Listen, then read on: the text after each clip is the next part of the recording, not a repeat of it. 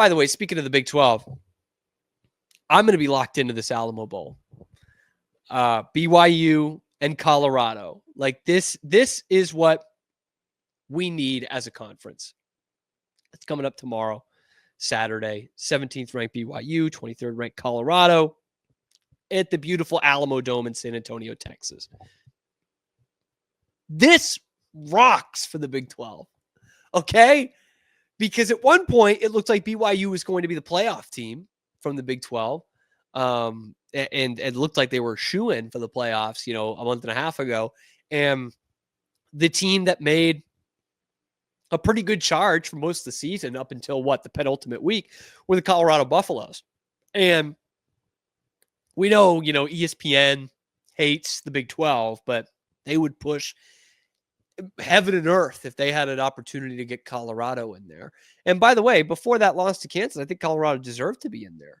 I think they were, one of the top teams in the Big 12 and obviously a top 15, top 20 team. And it would have been really exciting to see Travis Hunter and Shedeur Sanders playing in that.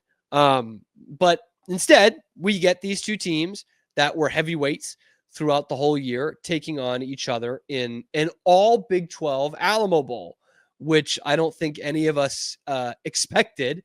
But I honestly, I didn't know until those bowl projections came out that these guys could, or that these two teams could actually play in the Alamo Bowl against each other. But these are two fun teams in very different ways. Obviously, Colorado's got that electric offense with Shedeur Sanders and Travis Hunter, and a pretty damn good supporting cast as well. BYU has won games on defense.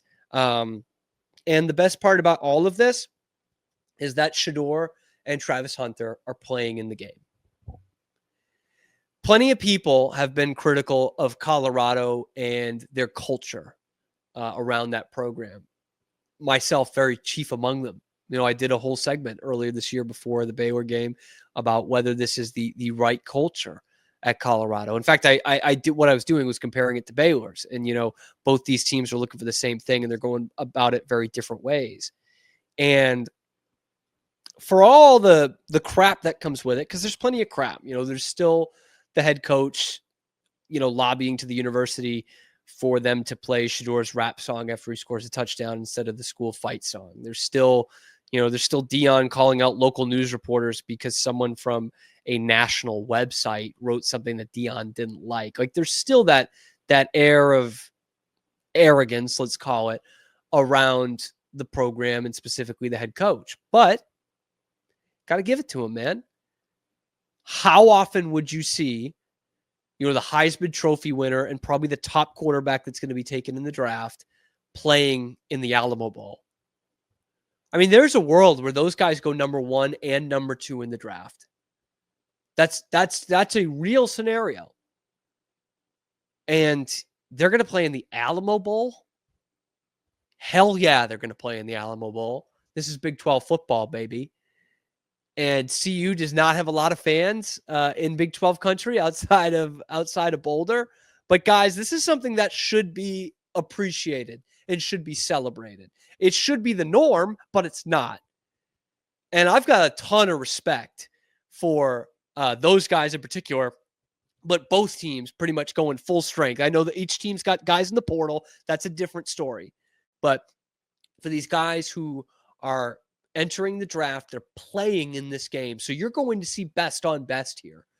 And in a way, this is like the Big 12 consolation game, right? When you look at the standings, Iowa State is going to have finished in second. Had a real good year. And Arizona State obviously is the champion. But when you went back and you watched that Big 12 championship game, Arizona State looked a couple spots better than Iowa State in the standings. And now you've got two teams that were battling for that Big 12 championship and playoff spots all season long that are going to face off against each other, best on best in the Alamo Bowl.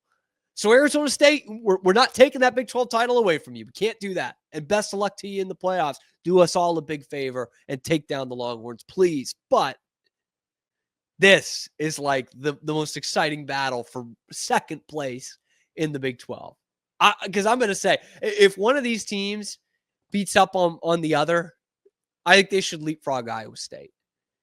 And while I really like the way BYU's won games this year with their defense and kind of hair on their chinny chin chin kind of thing, I think Colorado's probably I think Colorado's a better team. Not probably. I think they are the better team. And if it comes down to one or two positions, so be it. They're really good at those positions.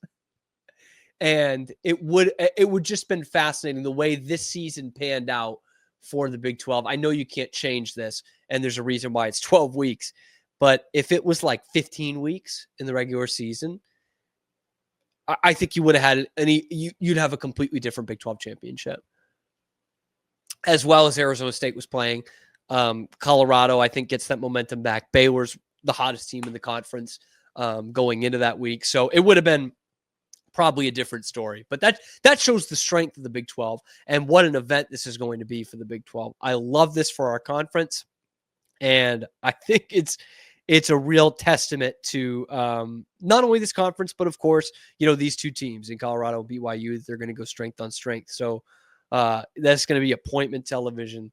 Let's line it up, kick that thing off, give us a great warm-up before the Big 12 takes out the SEC in the Texas Bowl. We'll be looking forward to that. Thank you for making it to the end of the video, and thank you for making the Locked On Podcast Network part of your daily routine. We have got you covered with the most Baylor Bears athletics coverage of any outlet that's not directly tied into Baylor University. So if you want more of that, be sure to like and subscribe. Ring that notification bell to get notified every time we're dropping a video here on YouTube or wherever you get your podcasts. Thanks, and sick 'em.